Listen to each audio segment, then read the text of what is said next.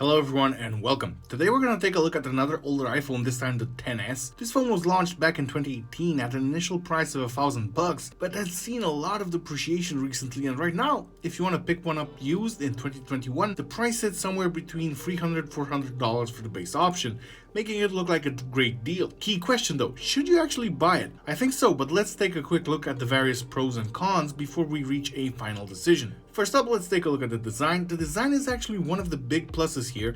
It's a premium design featuring a glass back and stainless steel sides similar to the latest iPhone 12 Pro. The rounded edges combined with the relatively small form factor makes this an incredibly nice device to hold in the hand. It's also on the lightweight side of things, weighing in at 177 grams, so it makes for a decidedly easy one-handed experience. Overall, the design is a big thumbs up from me. I still think it looks absolutely great 3 years later and still has a premium feel to it without a doubt. Now onto the performance. The chip powering the XS is the A12, which is a slightly older Apple chipset, but one still relevant today in terms of performance, as it is still being shipped new while powering the iPad 8th gen and the iPhone XR. The A12 chip is also paired with 4GB of RAM, which again is on par with the latest iPhone 12 for instance. Overall, maybe this isn't the fastest iPhone anymore, but should you care about that? No, it's still plenty fast enough, can run pretty much any game without issues. It's really solid in terms of performance. So here, another big thumbs up from me. Now onto the display. The display is a 5.8-inch OLED with the exact same pixel density as the current iPhones at 458 pixels per inch, sporting a resolution of 1125 by 2436 pixels. The screen has True Tone as usual, Face ID technology, and a similar sized notch to the latest iPhones, as you can see compared here to my 12 mini.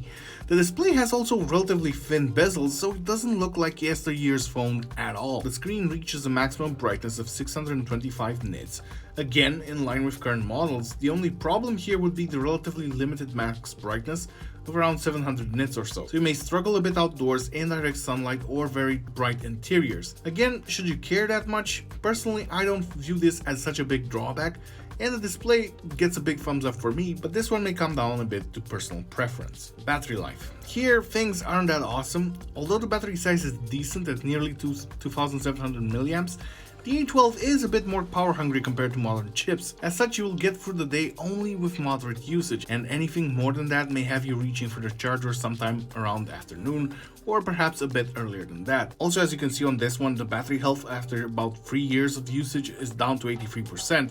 I wouldn't call that terrible, but it's not fantastic either. If you purchase a phone that has around this battery capacity, I would expect you to have to actually charge it through the day and not really make it through the evening. The situation in terms of battery life is a bit so-so. You need to consider how important battery life is to you.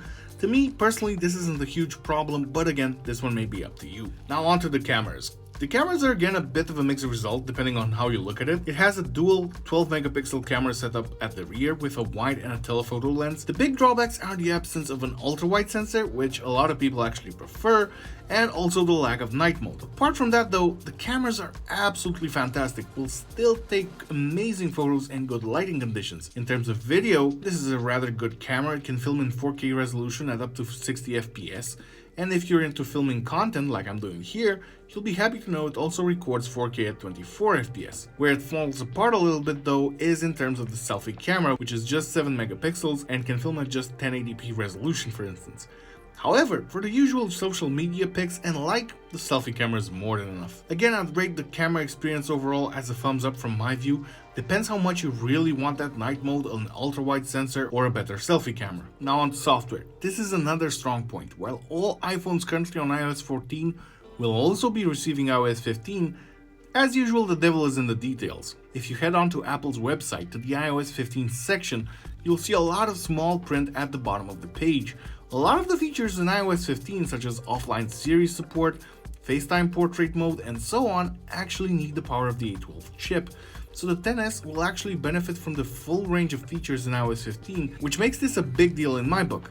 Also, the device will probably also receive another couple of years of iOS updates at least, making it a great choice. Think about it this way, this 3-year-old phone will probably outlast many brand new mid-range phones in terms of software support, and I still find that mind-blowing. Now onto miscellaneous items. It has an IP68 certification rating, which means it can dive up to 2 meters for up to 30 minutes, so not bad at all. Like all iPhones, remember Apple doesn't offer any sort of warranty for water damage, so be careful with that. It supports wireless charging due to the glass back, and I believe it's the last generation to hold on to the 3D touch, which is a feature that I miss in a lot of modern iPhones. So now conclusion time, should you actually buy it in 2021? I think this is still a fantastic phone and an amazing value proposition at current used or renewed prices. One big item is that you can for instance get this with 256 gigs of storage for around $450–460, which is amazing value. For comparison's sake, a new SE with the same storage is about $100 more. This is a great deal in my honest opinion, and if you're considering picking one up, I've added some links in the description below to help you with your shopping, while also helping out the channel. As usual, thank you very much for watching. Please give the video a thumbs up if you enjoyed it, and subscribe to the channel so you won't miss any of my future videos.